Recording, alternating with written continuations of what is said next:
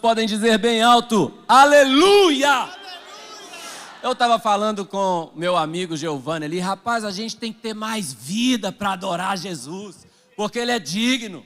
Então vamos de novo, no 3, falar um aleluia assim bem forte. 1, 2, 3, aleluia! A Bíblia diz, todo ser que respira, louve ao Senhor. Ele é digno de todo louvor, de toda honra, de toda glória. A gente fica calado para dormir, na igreja a gente adora. Amém? Aqui é lugar de soltar sua vida para Deus. A Bíblia diz, seja ao Senhor, seja a força. A Bíblia diz, amarás o Senhor teu Deus de todo o seu coração, de todo o seu entendimento, de toda a sua alma e de toda a sua força. Fala com quem está do seu lado aí, dá a sua força para o Senhor. Então vamos mais uma vez dizer aleluia, 1, 2, 3 e aleluia! Glória a Deus! Eu estou tão feliz com tudo que o Senhor está fazendo. Nós estamos realmente vendo a bondade do Senhor, a graça do Senhor, a misericórdia do Senhor sobre nós. Semana após semana, a igreja de Jesus cresce, não apenas aqui no Ministério Casa do Pai, mas ao redor do mundo. Semana após semana, a igreja de Jesus cresce. Esse reino se estenderá por toda a terra. E nós estamos tão felizes aqui. Hoje nós estamos no segundo dia dessa série de mensagem que tem esse nome, Evangelion. E só para relembrar você que estava aqui e nos assistiu na semana passada, nós explicamos aqui que as palavras, elas vão mudando de significado dentro das culturas. Por exemplo, se eu chegar para você aqui agora e falar assim, hoje vai chegar o Apocalipse. Aí talvez a maioria das pessoas vai falar, Deus me livre, pastor, misericórdia. Por quê? Porque na cultura aqui do brasileiro, o que significa Apocalipse? É o fim do mundo, não é verdade? Mas a palavra Apocalipse não tem nada a ver com o fim do mundo. A palavra Apocalipse é uma palavra grega que significa revelação. Então se eu falar hoje vai chegar Apocalipse, na verdade eu estaria falando hoje vai chegar a revelação. Mas na cabeça do brasileiro não tem nem perigo dele pensar isso. Ele vai pensar em fogo caindo do céu e esse tipo de coisa. A palavra mudou de significado na cultura. Assim também, essa palavra, Evangelion, traduzida no nosso português como evangelho, é uma palavra que mudou de significado. Ela não representa mais o que ela representava quando ela foi colocada na Bíblia. E o que ela representava quando foi colocada na Bíblia é porque milhares de anos antes de Cristo, Deus já tinha falado por meio dos seus profetas que o reino dele seria estabelecido na terra. E essa notícia maravilhosa de que Deus estabeleceria um reino eterno, um reino infalível, um reino de justiça e um reino de paz, todo o povo de Israel esperava por esse reino, não é? Então, essa expressão, boas notícias, não era uma boa notícia qualquer. Quando você falava no meio do povo de Israel, onde quase tudo da Bíblia aconteceu na nação de Israel, olha, não se esqueça das boas notícias. Todos eles sabiam, era a notícia de que Deus cumpriria sua promessa de estabelecer aqui um reino eterno, um reino de justiça, um reino de paz, um reino inabalável, infalível. Todos eles sabiam disso. E porque as pessoas de hoje, eu te falo, eu te afirmo, grande parte da igreja não entende e não entendeu o evangelho. Grande parte. E como nós sabemos disso? Pelo pouco valor que a igreja dá ao evangelho. Por exemplo, se eu pego uma pedrinha transparente, cristalina, muito brilhante, sem falar nada, e ponho na sua mão e falo assim, me pague R$500 nessa pedra. Será que você pagaria? Quem acha que não pagaria? Pois é, os outros que não levantaram a mão estão com medo de cair na pegadinha. Eu duvido que se eu colocasse uma pedrinha assim desse tamanho na sua mão e falasse, te vendo por R$500, eu duvido que você compraria. Mas se eu coloco essa pedrinha na mão de alguém que entende de pedras preciosas, e aquela pessoa olha aquela pedra, ela examina aquela pedra, e ela sabe que se trata de um diamante, que não vale R$500, mas vale R$50 mil, Então ele vai falar, você vai pagar isso aqui? Você vai vender por R$500? Não, na hora, eu pago agora. Me dá o seu Pix, deixa eu transferir para você. Ele vai comprar na hora. Por quê? Porque ele entende o valor daquilo que foi colocado na mão dele. Às vezes foi colocado na nossa mão, mas nós não entendemos o valor. Você está entendendo o que eu estou dizendo? Eu estava conversando com meu filho nessa semana sobre filosofia, e ele estava falando comigo sobre Nietzsche, um filósofo ateu, e ele falava comigo o seguinte, ele falou, pai, o pior é que num certo sentido, esse filósofo Nietzsche, ele está certo. Porque uma das bases, né, da teoria dele, do ateísmo dele, que ele fala é o seguinte, olha, sabe por que eu sou ateu? E por que eu creio na inexistência de Deus, eu creio que Deus não existe? Porque aqueles que professam segui-lo não creem nele de verdade. Então, se aqueles que professam segui-lo não creem nele de verdade, o mais óbvio é que ele não existe. Agora, sabe o que é mais triste? O Nietzsche era filho de um pastor. Então, Nietzsche ia para a igreja, ele via o pai pregar no evangelho que o pai não cria para uma igreja que também não cria. Ele falou, isso aqui, a Bíblia que eles vivem, está tudo errado, eles vivem, Deus não existe não, isso aqui é balela. E você sabe que num certo sentido, o raciocínio de Nietzsche está correto. Por quê? Porque a igreja não entendeu o valor do evangelho. Como que a Bíblia coloca o valor do evangelho? A Bíblia coloca assim, é como um homem que encontrou um tesouro escondido no campo. E ele vai e com alegria vende tudo quanto possui e adquire aquele campo. O que isso que Jesus falou está dizendo? Que quem entende o evangelho tem alegria em abrir mão de tudo que possui por causa do evangelho. Então fala comigo, o valor das boas notícias. Eu estou só te relembrando para a gente seguir adiante. O valor das boas notícias, Marcos 8,35, Jesus disse assim, ó, quem, pois, salvar sua vida, perdê-la-á. Quem perder a vida por causa de mim, do evangelho, salva-la-á. E nós falamos aqui semana passada, muitos cristãos leem esse texto dessa maneira.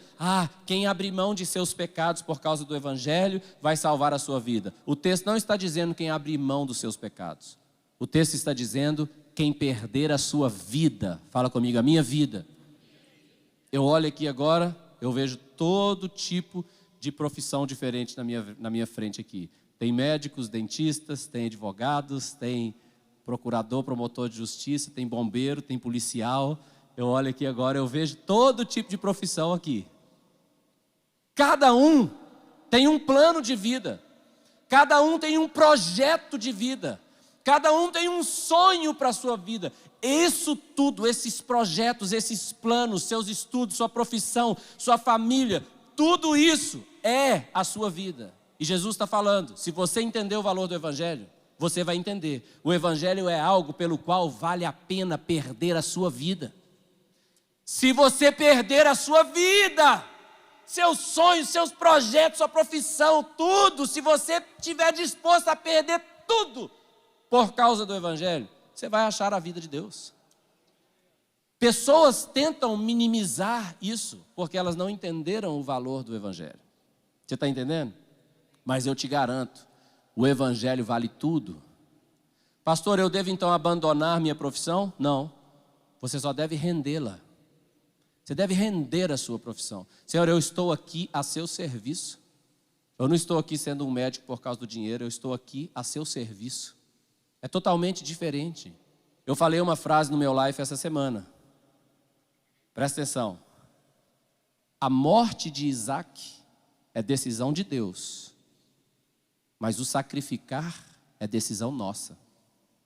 Nós não podemos decidir deixar Isaac viver. Deus decide. O que nós fazemos é pôr no altar. Está aqui, Senhor, é teu. O Senhor quer? Está no altar. Aquilo tem que morrer dentro de nós. Deus vale tudo. O evangelho vale tudo. Por causa do evangelho, abrimos mão de tudo, perdemos tudo, porque ele vale a pena. Amém? Estou só lembrando um pouquinho da semana passada, viu? Tá. A promessa do evangelho é uma promessa da paz. Também estou lembrando um pouquinho para a gente avançar, porque nós vamos aprofundar hoje aqui, tá certo? É uma promessa da paz. Isso aqui é uma coisa muito interessante. Vamos ler Atos 10, 36. Lê comigo, por favor. Diz assim, ó. Esta é a palavra que Deus enviou aos filhos de Israel, anunciando o quê? Anunciando-lhes o evangelho da paz, por meio de Jesus Cristo. Esse é o Senhor de todos. Nós falamos aqui semana passada, lá na minha terra, Belo Horizonte, tem muito morro. Aqui a gente chama ladeira, né? Ladeira. E você sabe que você pode pegar qualquer carro sem motor, o carro não precisa ter motor, que ele anda a ladeira abaixo. Na verdade, ele não precisa ter motor para andar a ladeira abaixo. O problema é que não tem jeito de ficar para sempre andando ladeira abaixo. Uma hora a ladeira acaba e você vai ter que subir. E quando tiver que subir, vai precisar de um motor. Então, a paz que o mundo dá é como um carro sem motor. Enquanto está a ladeira abaixo, está tudo bem. Enquanto está tudo cooperando, está tudo bem. Você vai andando. O problema é que a vida não é assim, tudo sempre fácil como descer ladeira. Às vezes você vai ter que subir. E é aí, quando começa a subir, quando as coisas ficam difíceis, quando a gravidade não coopera, quando tudo quer te puxar para baixo e você tem que ir para cima, que a paz de Deus, que excede todo o entendimento, faz a diferença. Então, a paz do mundo é como um carro sem motor. Só você está tudo em paz quando está tudo bem. Ora aí todo mundo, não é não? A paz de Deus não. A paz de Deus é paz morra acima. Tudo está mal, tudo está problema, mas você está em paz. A paz de Cristo, que excede todo entendimento, guarda o seu coração, guarda a sua mente. É totalmente diferente. Então é um carro que tem um motor que funciona muito bem. E eu dei um exemplo que eu estava orando uma vez por uma pessoa aqui, e essa pessoa estava orando e falando comigo, pastor, eu preciso que o senhor ore pela minha família. Minha família está uma tragédia, está uma bagunça. Eu falei, calma, não fale tanta coisa ruim da sua família. Não, pastor, o senhor não está entendendo, minha família está acabada, eu preciso que o senhor ore. Então nós começamos a orar. Mas obviamente eu estava orando por aquela pessoa que estava aqui. E aí, consequentemente, pela família dela. Quando eu terminei de orar, aquela pessoa falou comigo assim, pastor, eu nem preciso que nada mude na minha casa mais. Eu falei, porque? Ela falou, porque eu mudei. Mesmo que nada mudou lá, tudo já mudou aqui. Isso é paz, que excede todo entendimento. Tá certo, querido? Você está comigo? Agora, havendo dito isso, na semana passada nós aprendemos sobre 4 tipos dessa paz. O que é essa paz? Número 1, paz com Deus, paz comigo mesmo, paz com os outros e paz fluindo do nosso interior. Quem vive no reino de Deus tem paz com Deus, não está em guerra com Deus. Você sabe que Deus ouve suas orações, você não está separado de Deus por causa do pecado. Você está em paz consigo mesmo, você está em paz com os outros, porque você agora é um promotor da paz. E você tem paz fluindo do seu interior para alcançar os outros. Você se torna um agente da paz, você tem um ministério da reconciliação. Agora você não apenas vai viver em paz, mas você vai promover a paz, você vai ser um pacificador chamado Filho de Deus. Amém? Agora, essa pergunta aqui agora eu quero fazer com você. Como essa paz se manifestará? Pergunta isso aí para mim. Já que você pergunta, eu vou responder. Como eu disse, a promessa do Evangelho, essas boas notícias, é uma promessa que remonta milhares de anos antes de Cristo. Na última semana nós vimos algumas dessas promessas. Hoje nós vamos ver outra vez essa promessa feita, uma profecia que remonta mais do que 700 anos antes de Cristo, Então estamos falando de mais do que 2.700 anos atrás. Essa promessa aqui, Isaías 9, versos 6 e 7. Vamos ler em voz alta comigo, por favor? Olha o que diz. Porque um menino nos nasceu, um filho se nos deu. O governo está sobre os seus ombros, e o seu nome será Maravilhoso Conselheiro, Deus Forte, Pai da Eternidade, Príncipe da Paz. Agora, antes de ir para o próximo versículo, é tão lindo, porque fala comigo assim, um menino nos nasceu. Quem é esse? É Jesus. Um filho se nos deu. Olha bem para mim, e o governo está sobre os seus ombros. Agora, olha que lindo, o menino, né? O seu nome será maravilhoso conselheiro. O que mais será o seu nome? Deus forte. Deus forte é o nome de quem? Do menino que nos nasceu. O menino que nos nasceu é Deus forte. O menino que nos nasceu, ele nasceu, mas é o Pai da eternidade. E ele é o Senhor da guerra? Ele é o príncipe da paz. Fala comigo, ele é o príncipe da paz. Continua o texto dizendo, para quê? Para que se aumente o seu governo. E o quê? Paz o quê? Meu Deus, é 2 quilômetros de paz? É 3 meses de paz? É quanta paz? É paz sem fim, para que venha paz sem fim sobre o trono de Davi e sobre o seu reino, para o estabelecer e o firmar mediante o juízo e a justiça, desde agora e para sempre. O zelo do Senhor dos Exércitos fará isso. Essa era a promessa que o povo de Israel esperava. Eles estavam esperando que da descendência de Davi viesse esse menino, que seria o rei que traria paz. Que tanto de paz? Que traria paz sem fim. Todos estavam esperando. E aí, na 14ª geração após Davi, um homem escolheu uma mulher para se casar. E ele fez um compromisso de casamento, como um noivado, mas mais sério que um noivado. É aquele compromisso. E a partir de hoje, você tem minha palavra, eu vou ser seu marido, você vai ser minha esposa. E isso tinha esse nome, desposar. E esse homem se chamava José. Ele era o 14º na linhagem de Davi, da 14ª geração da linhagem de Davi. E ele tomou uma mulher para ser sua esposa, se comprometeu com ela, ele desposou Maria e falou, Maria, você vai ser minha esposa. Antes deles se casarem, antes deles irem para a cama, ter um relacionamento e terem outros filhos, antes disso, o Senhor mandou um recado para Maria. E o que foi que o Senhor falou com Maria? Olha comigo, Lucas 1:31. Eis que conceberás e darás à luz um filho, a quem chamarás pelo nome de Jesus. Este será grande e será chamado Filho do Altíssimo. Deus, o Senhor, fará o quê? Lhe dará o trono de Davi, seu pai. Então agora, o que está sendo anunciado para Maria é que a boa notícia esperada, Maria, vai nascer de ti. E o Senhor dará a esse menino o trono de Davi, o reino de Davi. E nós aprendemos que agora o reino de Davi não é mais sobre Israel carnal, a descendência carnal de Abraão. Mas agora o reino de Davi é sobre a descendência espiritual de Abraão. Aqueles que se tornaram descendentes pela fé. Nós vimos na semana passada que todo aquele que creu em Cristo Jesus pela fé se torna descendente de Abraão e herdeiro das promessas.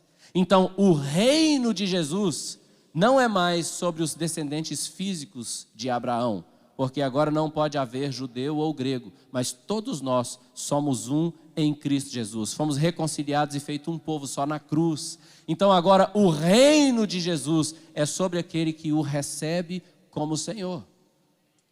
Agora, isso trouxe uma certa confusão ao povo de Israel, porque o povo de Israel esperava um rei num grande cavalo branco, que chegaria com aquele cavalão lá, né, e com aquela espada gigante, e aquele escudo gigante, e aí sairia reinando, e impondo o reino dele, né, e todo mundo ia ter que se submeter na marra, porque ele era o grande rei. Mas eles não entenderam e não discerniram direito o que as Escrituras prometiam. Então Jesus veio para demonstrar como é o reino de Deus. E isso aqui é uma coisa importante para nós sabermos. Pergunta para mim assim, como é o reino de Deus? Então, Jesus ensina, vamos ler. Lucas capítulo 22, versículo 25 ao versículo 29. Vamos ler comigo? Diz assim: Mas Jesus lhes disse: os reis dos povos dominam sobre eles, e os que exercem autoridade são chamados benfeitores. Mas vós não sois assim. Fala bem alto comigo. Pelo contrário. Está vendo? Pelo contrário. O maior dentre vós seja como o menor. E aquele que dirige, como o que serve. Está vendo que a palavra dirige está grifada para você aí? Né? Porque hoje a gente fala dirige, pensa logo em dirigir um carro, alguma coisa assim. Na época nem existia carro, tá? Essa palavra dirigir aí significa liderar.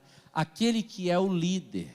Aquele que está numa posição importante de liderança. Entendeu? Então, o maior seja como o menor. E aquele que lidera como o que serve. E aí Jesus faz perguntas óbvias aqui para quaisquer pessoas que viviam no contexto dos escravos, que eles viviam nessa época. Jesus continua perguntando: pois qual é maior? Quem está à mesa ou o que serve? E ele mesmo responde: porventura não é quem está à mesa? Pois eu no meio de vós sou como quem serve. Jesus está mostrando, na época onde os escravos ainda existiam, se está tendo um banquete, as pessoas importantes, o maior, querido, não é quem tem 1,90 m e o menor quem tem 1,50 m, não. É maior e menor no grau de importância. Jesus está falando, quando tem uma mesa de banquete, e aqui os escravos estão servindo, quem é o maior? Porventura, não é quem está à mesa? Obviamente, em grau de importância, o maior é quem está à mesa.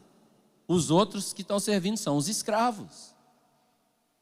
Pois é, mas Jesus está dizendo: pois no meio de vós eu sou como quem serve. Jesus está falando: eu escolhi ser o menor. Eu não vim para ser servido.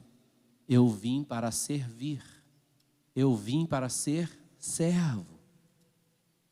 Aí ele continua dizendo: vós sois os que tende permanecido comigo nas minhas tentações. E olha o que ele fala: assim como o meu Pai me confiou um reino, eu vos confio.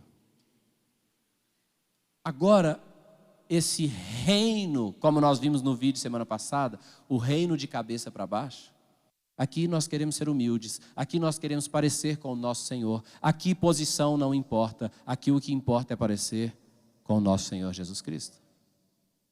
É por isso que Colossenses 1,13 diz isso: Ele nos libertou. Fala bem forte essa palavra comigo: libertou. Ele nos libertou. Isso era uma prisão. Essa arrogância, essa altivez, essa vontade de ser servido, essa vontade de ser maior que os outros, essa vontade de ser mais importante, isso era uma prisão. Mas Ele nos libertou do império das trevas. E Ele nos transportou para o reino do Filho do seu amor. E agora nós simplesmente não precisamos mais. Não precisamos ser o maior, o mais bonito. Não precisamos ter mais, nem precisamos ser mais. Nós só precisamos dele. Então, agora eu quero ver com você o que nós chamamos de os efeitos do reino. O que é isso? Quando o Senhor reina, quais são os efeitos? O que acontece quando Ele reina? O que acontece quando as pessoas, elas conhecem Jesus e elas aceitam o seu reino? Elas recebem o seu reino. O que acontece? Né? E eu quero ler com você ainda sobre o profeta Isaías, capítulo 11. Eu gostaria que você lesse comigo em voz alta, por favor, tá bom? Fala com quem está do seu lado aí. O pastor pediu para falar com você? Só para você ficar acordado.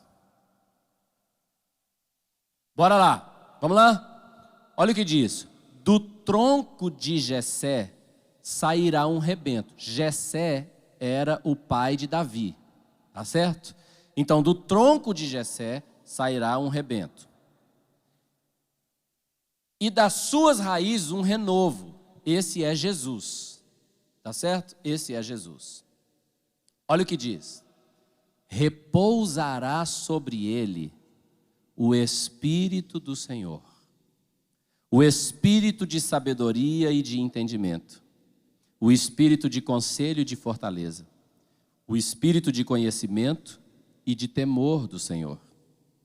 Deleitar-se-á no temor do Senhor. Não julgará segundo a vista dos seus olhos, nem repreenderá segundo o ouvir dos seus ouvidos, mas julgará com justiça os pobres e decidirá com equidade a favor dos mansos da terra. Ferirá a terra com a vara da sua boca, e com o seu sopro, com o sopro dos seus lábios, matará o perverso. A justiça será o cinto dos seus lombos, e a fidelidade o cinto dos seus rins. Olha isso aqui. O lobo habitará com o cordeiro, e o leopardo se deitará junto ao cabrito. O bezerro, o leão novo e o animal cevado andarão juntos, e um pequenino os guiará. A vaca e a ursa pastarão juntas, e as suas crias juntas se deitarão. O leão comerá palha como o boi. Olha isso aqui, gente. A criança de peito brincará sobre a toca da áspide. Ou seja, a criança que mama vai ficar brincando lá em cima da toca da cobra, da serpente. Tá certo? E olha, o já desmamado meterá a mão na cobra do basilisco. O basilisco é aquele tipo de serpente peçonhenta. Então está falando, o menino que já desmamou vai enfiar a mão lá dentro para pegar a cobra peçonhenta. Por quê? Próximo versículo. Não se fará mal nem dano algum em todo o meu santo monte, porque a terra se encherá do conhecimento do Senhor, como as águas cobrem o mar. Naquele dia recorrerão as nações à raiz de Jessé, que está posta por estandarte dos povos. A glória lhe será a morada. Esse texto é um texto lindo, porque ele é um texto profético do profeta Isaías, sobre Jesus Cristo, o Messias, mas ele também é poético, ele é lindo demais esse texto. E o que esse texto está falando? O que o leopardo faz com o cabrito? Mata, não é verdade? Mata e come. Não é assim? A ursa com a vaca, com o bezerro, o leão e o bezerro, o que faz? Destrói, mata e come. O que vai acontecer com o menino que mama ainda de peito, sendo colocado em cima do ninho de uma cobra venenosa? Vai morrer. O que vai acontecer com o menino que acabou de desmamar, está engatinhando ainda, se ele enfiar a mão lá dentro da cova da serpente venenosa? O que vai acontecer? A cobra vai picar ele vai morrer. Só que o Senhor está falando que aqui não. Aqui, o leopardo e o cabrito vão andar junto, vão deitar junto. A ursa e a vaca vão andar junto. O leão e o bezerro vão andar junto. E um menino os guiará. Vamos. Um menino os guiará. E se qualquer menino enfiar a mão lá dentro do ninho da cobra, a cobra não vai mordê-lo. Por quê? O texto continua dizendo, porque ali não se fará mal nem dano, porque a terra se encherá do conhecimento do Senhor. Então, eu vou resumir isso para você em uma frase. Eu vou pedir para colocar no telão aí, e você lê para mim em voz bem alta, vai.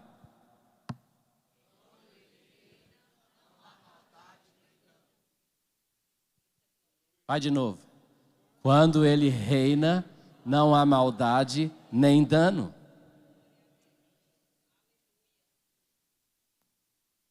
Tem muita coisa linda nesse texto aqui. Mas o que ele está falando é que quando o reino do Senhor chega, a maldade sai e o dano sai. Esse texto podia estar escrito mais ou menos assim, ó. O leão vai virar borboleta e o cavalo, a vaca vai virar borboleta, e aí o lobo vai virar borboleta, o leopardo vai virar borboleta, o bezerro vai virar borboleta, e todos serão borboletas. Mas ele não falou. O leão vai continuar sendo leão, o cabrito vai continuar sendo cabrito, o leopardo vai continuar sendo leopardo. Mas nenhum deles fará mal, porque estarão debaixo do governo do Senhor.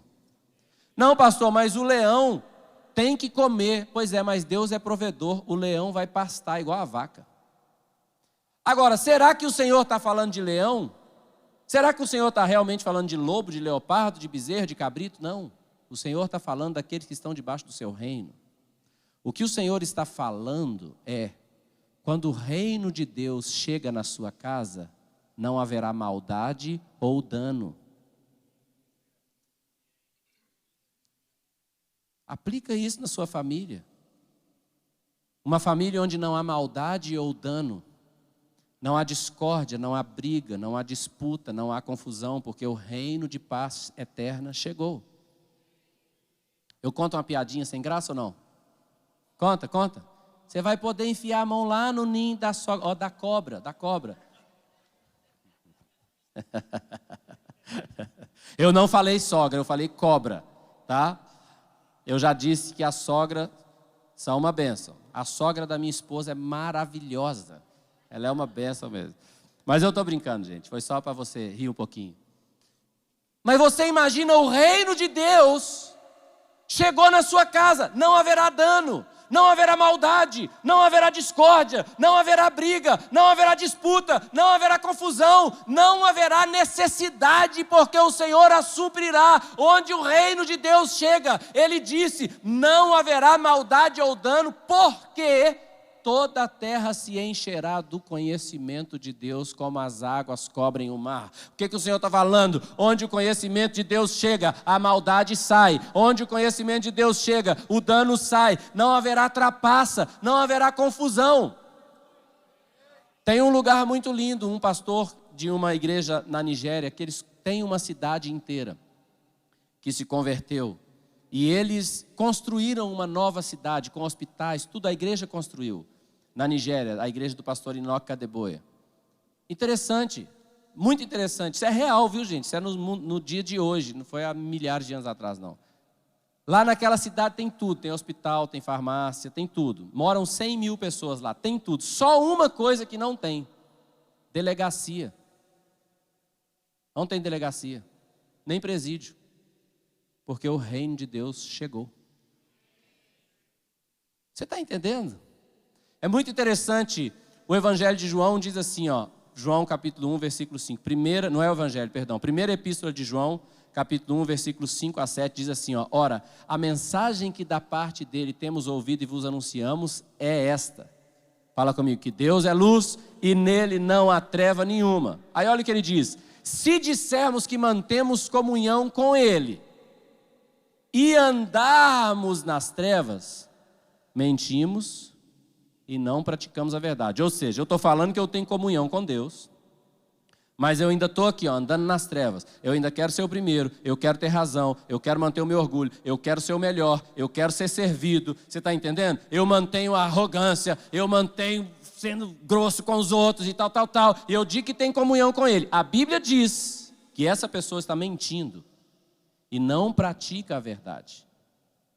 Mas se você foi transportado do império das trevas para o reino do Filho do seu amor, para o reino de Jesus, ele diz, se porém andarmos na luz, como ele está na luz, olha que maravilha que vai acontecer, temos comunhão uns com os outros. Mesmo que você seja um leãozinho, uma leoazinha, um leopardozinho, cada um com suas características e personalidades, mas debaixo do governo de Deus, nós temos comunhão uns com os outros. E quando falhamos? O sangue de Jesus, seu Filho, nos purifica de todo pecado. Então, é um privilégio saber que onde o reino de Deus chega, a confusão sai. Isso é lindo demais. E eu quero falar com você uma última coisa, que é a abrangência do reino. Eu nunca torci para time de futebol nenhum. Eu já até tentei, mas eu não consigo. Você que gosta de futebol, não fica triste comigo não, mas eu acho uma besteira. 11 pessoas, porque quem torce para um time, não está torcendo para o time. Já pensou? O time muda toda hora. Você não está torcendo para aquele jogador. O jogador uma hora está num time, outra hora está no outro. Não é sobre isso, você está entendendo? Então eu acho uma besteira. É aquelas pessoas correndo atrás de uma bola lá e você gastando o seu dinheiro e tem gente que chora, que grita e tal. Mas eu estou dizendo que eu compreendo. Eu só não consegui, nunca consegui. Todo mundo sabe, eu sou mineiro de Belo Horizonte. Lá os times fortes lá era Cruzeiro e Atlético, quando eu morava lá, né? Era o Cruzeiro e o Atlético. Era o Galo Doido. Galo Doido era o Atlético, né? E a Raposa lá. E era isso. Eu morei em São Paulo. São Paulo tem Corinthians, Palmeiras, Santos, São Paulo, um monte de time. Nunca consegui torcer. E agora eu moro em Fortaleza, né? Aqui a rivalidade grande é Ceará e Fortaleza. Não é isso? A rivalidade é grande aí, Ceará e Fortaleza. Agora, os torcedores do Fortaleza estão vivendo um momento histórico. É um negócio histórico, né? Eu não torço para time nenhum, mas como brasileiro agora, eu sou torcedor do Fortaleza. Não, mas se acalme. Como brasileiro, só agora. Não, sinceramente, eu sou meio patriota, então eu acho que nesse momento, até o torcedor do Ceará tem que torcer por Fortaleza. Sim. Ó, isso aí é orgulho do reino das trevas, gente. É orgulho, eu que quero ser primeiro, meu time que quer ganhar. Deixa eu explicar. Aproveitar para cutucar a onça com a vara curta aqui. Presta atenção, deixa eu explicar meu raciocínio. Eu não torço para time nenhum, mas agora, ou ganha um time do Brasil, aqui do Nordeste, ou ganha um time lá do Equador. Eu sou lá do Equador, não tenho nada a ver com o Equador, eu sou brasileiro. Eu amo a nação que Deus me deu. Eu vou torcer para o Brasil minha vida inteira. Eu sou brasileiro, nasci aqui. Então agora, o time que está ganhando aí, podia ser Corinthians, Palmeiras, Ceará, não interessa qual é, agora eu ia querer que esse time ganhasse porque é brasileiro. Muito bem, agora, presta atenção no que eu estou falando. Os torcedores do Fortaleza estão nadando, eles estão felizes e tal. E eles estão sempre fazendo uma declaração. É o Lion e não tem jeito. Eu faço parte de vários grupos de WhatsApp aqui, né? E nos grupos de WhatsApp que eu faço parte aí, que não são aqui da igreja, nada, sempre tem dia de jogo, o pessoal já está colocando lá. Eu já sei, é o Lion e não tem jeito. E aí o Lion está ganhando. Aí termina o jogo e eles falam, não falei, é o Lion, não tem jeito, é o Lion, e não tem jeito e tal. Legal, estou feliz por eles. Eu não sou torcedor do Fortaleza, mas estou feliz pelo time do Ceará aí que está ganhando, né? Muito bem. Veja bem, eles vão jogar contra o Equador. E eles podem continuar dizendo, é o Lion e não tem jeito. Mas deixa eu te explicar. Não tem nada determinado. Eles podem tomar uma surra do Equador. E quem pode dizer que não? Tomara que não. Eu quero que ganhe, porque eu sou brasileiro. Mas não tem nada certo. Eu lembro na Copa de 2014, todo mundo já falava, rapaz, essa Copa está vendida, é lógico, o Brasil vai ganhar 2014 a Copa dentro de casa. O Brasil vai arrebentar. Tomou 7-1 da Alemanha. Dentro de casa. Porque não tem nada determinado. Ninguém sabe o que vai acontecer no jogo do Fortaleza com o Equador. Eu estou usando isso para fazer um pano de fundo para você. Que esse mundo é inseguro. A gente não sabe de nada. Não tem certeza de nada. Não sabemos. Como que vai ser minha família amanhã? Nós não sabemos. Como que vai ser a família do meu primo, do meu tio amanhã? Nós não sabemos. Nós não sabemos. Até que a nossa família, o nosso futuro, esteja debaixo do reino de Jesus. Porque, no que se refere ao reino de Jesus, tudo já está determinado, escrito. E eu vou te contar como será. Deixa eu te explicar. A igreja de Jesus está crescendo e muito ao redor da terra, né? Nós estamos aqui nesse culto, nós já tivemos outro culto antes desse, né? E tivemos aqui dezenas de pessoas aqui nesse auditório, dizendo: eu quero o reino de Deus, entregando suas vidas a Jesus. Semana passada nós tivemos quase 300 pessoas entregando a vida a Jesus aqui. A igreja de Jesus está crescendo, por todo mundo está crescendo e vai continuar crescendo. Mas deixa eu te explicar, isso não vai parar. Nós estamos fazendo parte de algo que vai conquistar o mundo inteiro.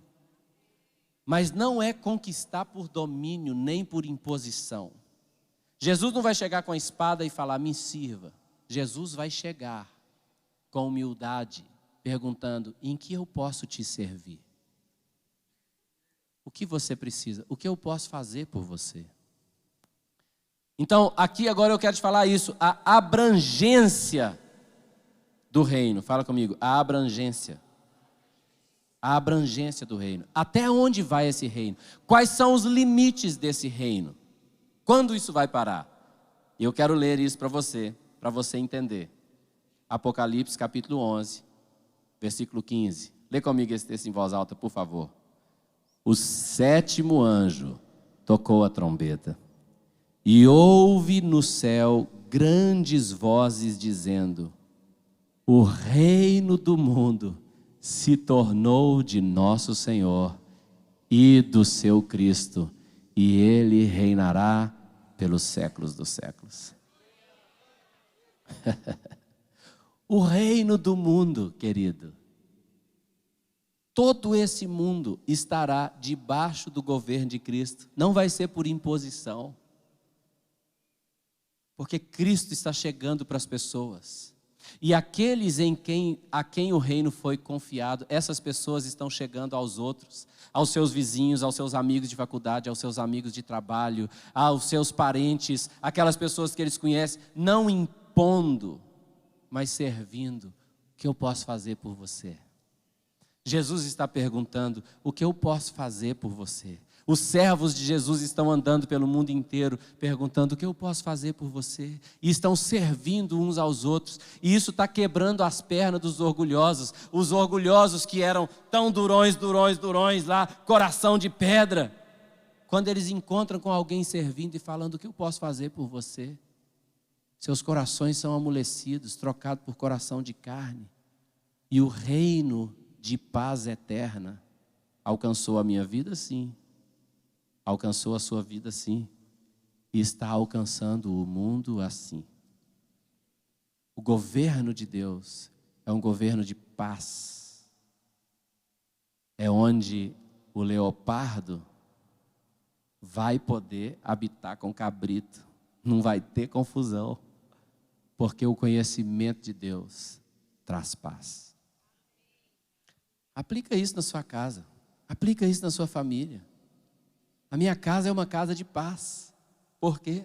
Porque o conhecimento de Deus está aumentando. E o reino de Deus é um reino de paz. Eu não preciso ficar mantendo orgulho e soberba, porque o meu rei é um rei humilde. E eu só quero imitá-lo. Hoje, para mim, o mais lindo é o que mais se humilha. O mais bonito é o mais humilde. De repente, como o vídeo da semana passada, você começa a ver o mundo de cabeça para baixo. O reino de Deus é um reino de cabeça para baixo. É um reino lindo de amor e de serviço, onde nós estamos vivendo a nossa vida para a glória dele, em prol do outro. Quando esse reino chega à sua vida, chega à sua casa, tudo muda. Fortaleza está precisando desse reino, o Brasil está precisando desse reino, a nossa casa está precisando desse reino. A sua casa está precisando desse reino. Hoje é um dia de você orar comigo, dizendo: Senhor, venha o teu reino, seja feita a tua vontade. A vontade do Senhor é a vontade de paz. Eu sei exatamente como a paz de Cristo pode reinar na minha casa.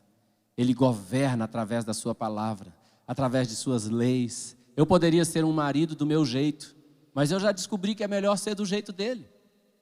Eu poderia ser um filho do meu jeito, mas eu já descobri que é melhor ser um filho do jeito dele.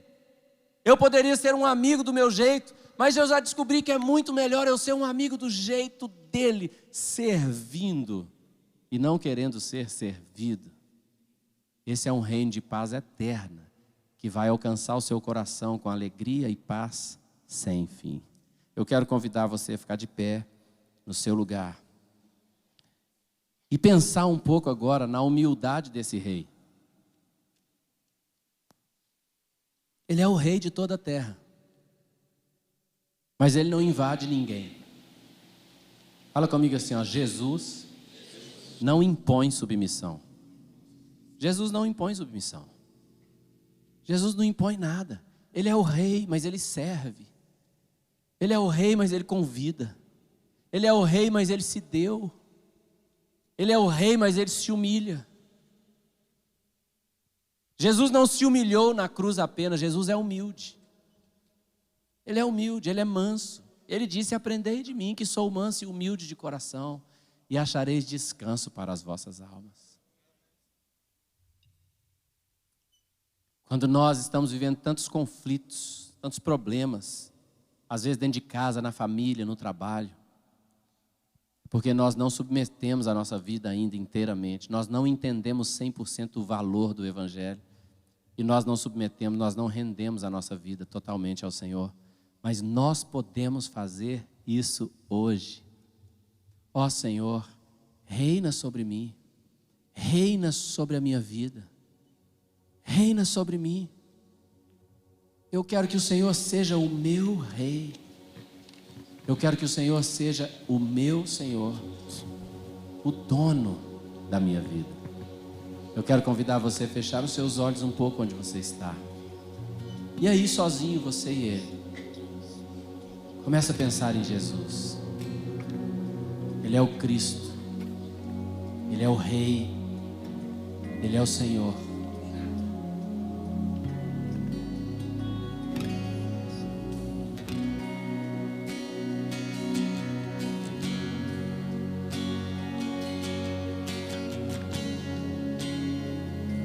Pensa nele.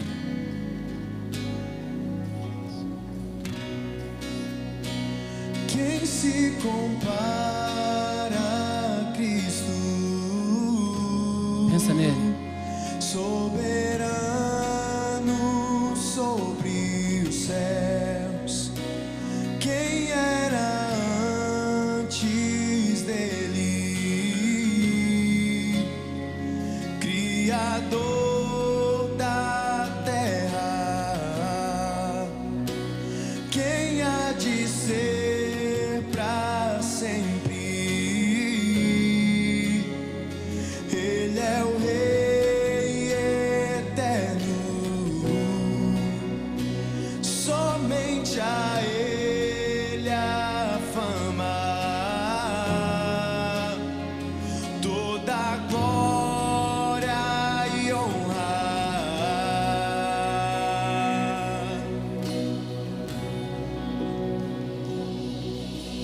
Cristo, Rei de toda a terra, vestido estás de glória, rendemos tudo a Cristo. Dos céus é o mais santo, da terra desejado, rendemos tudo a Cristo.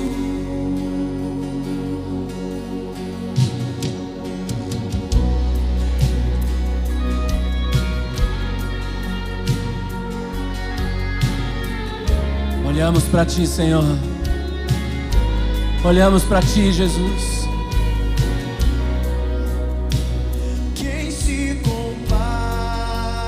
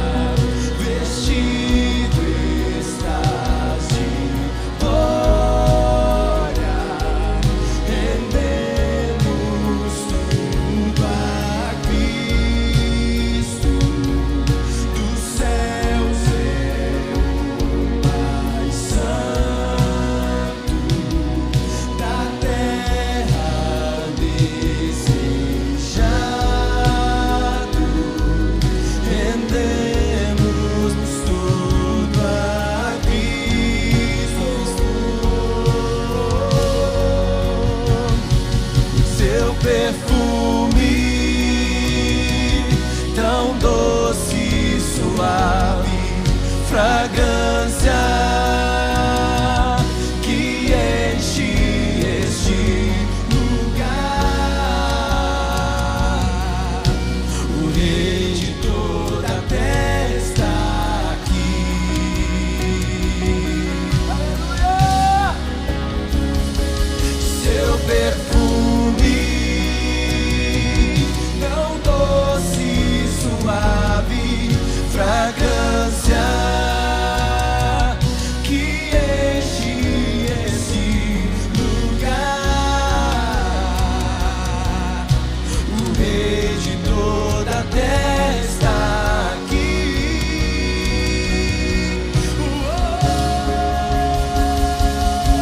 Jesus, nós bendizemos o teu nome, Rei dos reis e Senhor dos senhores.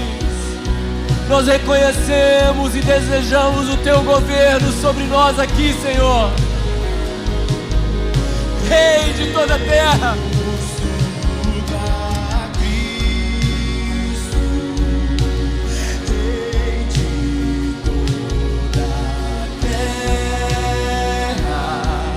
vestido está de glória, rendemos tudo a Cristo.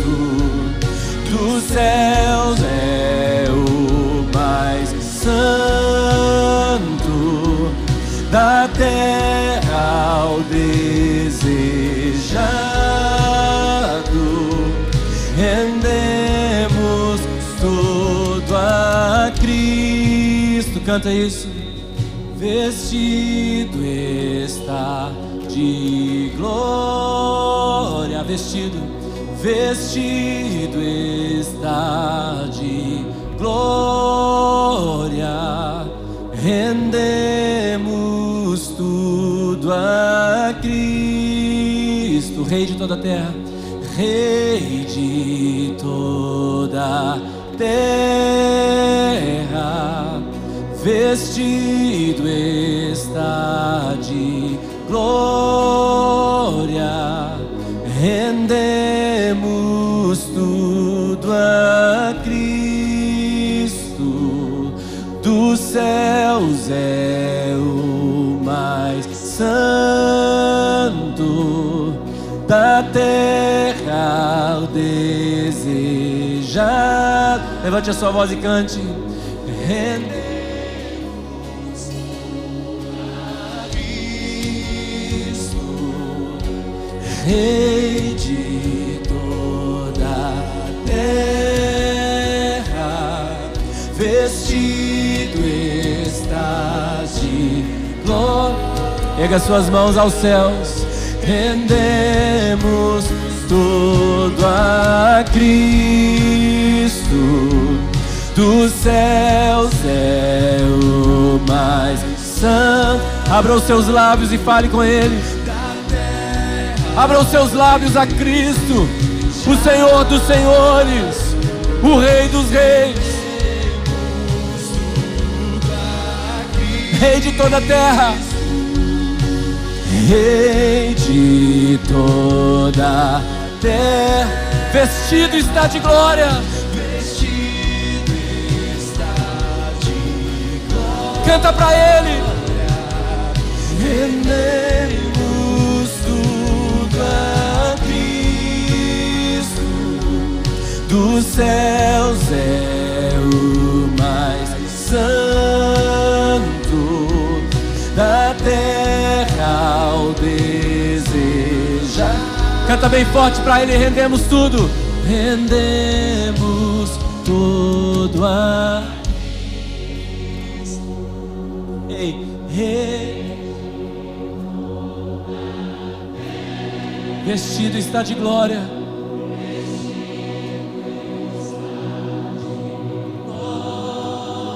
rendemos tudo,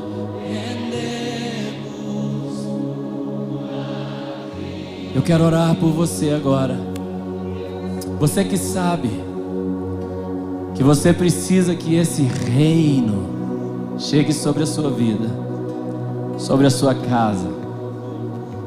Você que sabe que esse reino de paz não chegou aí ainda, mas você precisa que ele chegue. Talvez você já experimentou a religião, talvez você já experimentou tentar seguir Jesus com as suas próprias forças, mas você nunca soltou o controle.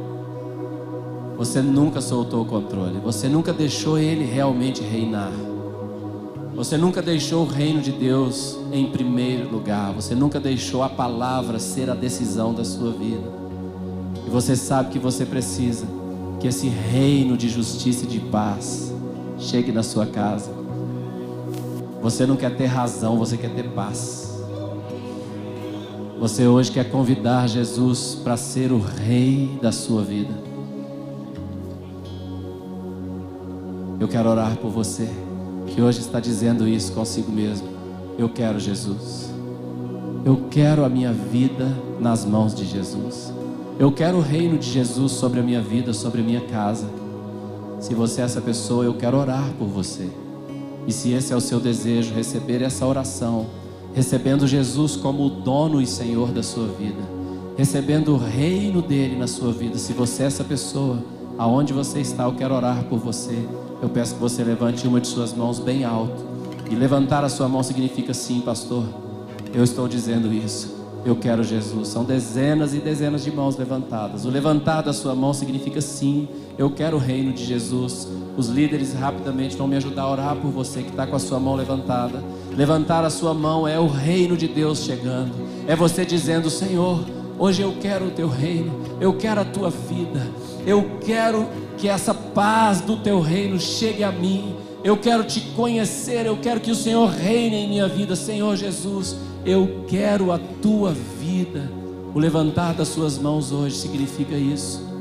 Eu quero pedir a ajuda dos líderes. E você que levantou a sua mão, eu quero dizer que você não levantou sozinho. Dezenas de pessoas fizeram isso com você, tá? E você que levantou a mão, eu quero orar por você.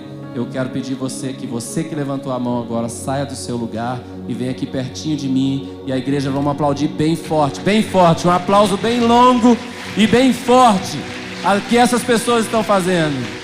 Vestido está de glória, vamos aplaudir forte ao Senhor. Tudo a Cristo. Pode vir, chega bem para frente, porque são dezenas e dezenas de pessoas. Vamos aplaudir forte ao Senhor. Vestido está de glória, rendemos tudo a Cristo. Deus é o mais santo da terra, ao desejado,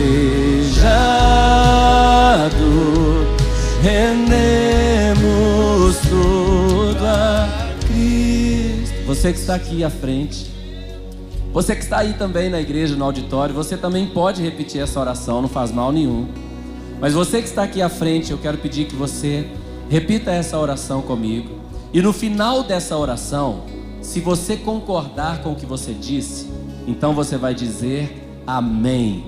Isso significa: Senhor, é verdade, essa oração foi verdade, é a minha palavra para o Senhor, tá bom? Eu quero pedir, Carlos, ajuda eles a chegarem mais para frente aqui para mim, por favor, porque tem muita gente no corredor ainda. Isso, pode chegar bem para frente. Então você que está aqui, repita comigo assim agora: Senhor Jesus, eu estou te chamando de Senhor, porque a partir de hoje o Senhor é o dono da minha vida. Eu estou entregando toda a minha vida ao Senhor.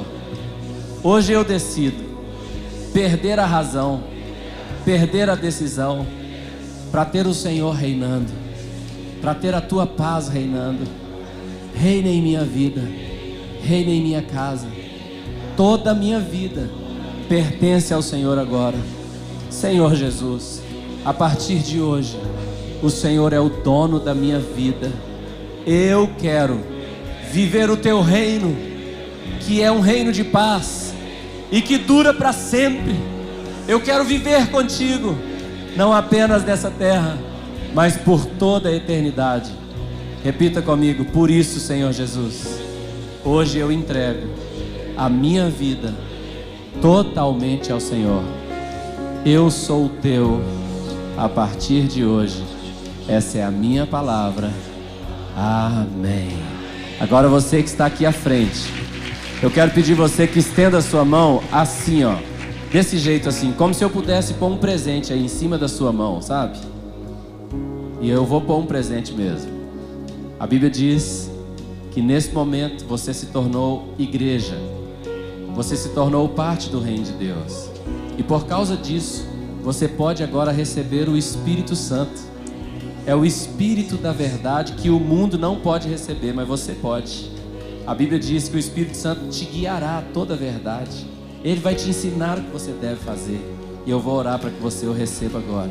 Senhor, a tua palavra diz que os apóstolos impunham as mãos e as pessoas recebiam o Espírito Santo. Eu imponho as minhas mãos agora sobre essas pessoas e que elas recebam agora o presente do Espírito Santo. Que nesse dia essa confissão seja o nascer de novo pela fé em Cristo Jesus. Eu oro agora pelo nascer de novo. Cada uma dessas pessoas sejam agora regeneradas em seu espírito. E que o Espírito Santo do Senhor faça tudo novo dentro delas agora. Eu oro que o teu Espírito Santo venha habitar em cada uma dessas pessoas agora. Para a glória do teu nome, nós aqui como igreja, com as mãos estendidas sobre ele, nós declaramos agora: recebam o Espírito Santo. E vocês nunca mais serão as mesmas pessoas. Pela fé em o nome de Jesus. Amém, amém e amém. Redentor. Dê pelo menos uns 3 ou 4 abraços aí onde você está. Aqui na frente também. Abraça essa pessoa. Dê a ela as boas-vindas. Quando essa pessoa que voltar para o lugar aí, abrace ela. Diga para ela: seja bem-vinda à família de Deus.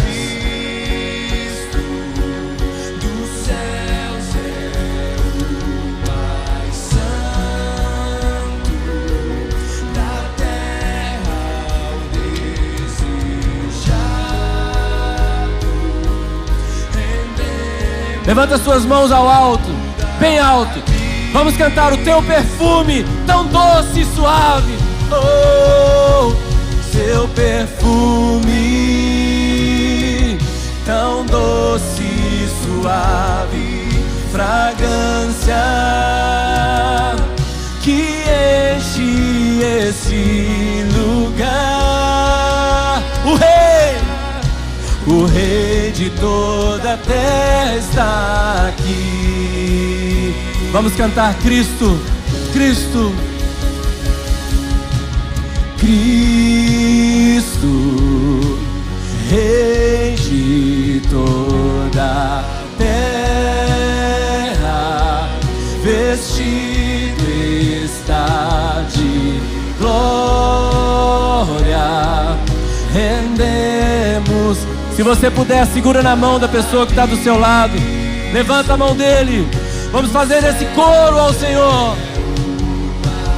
Santo da terra ao desejado, rendemos tudo a Cristo, Rei de toda a terra. Rei de toda a terra, vestido está de glória, rendemos tudo a Cristo, do céu o mais santo, da terra ao desejado, rendemos tudo a Cristo. Aleluia.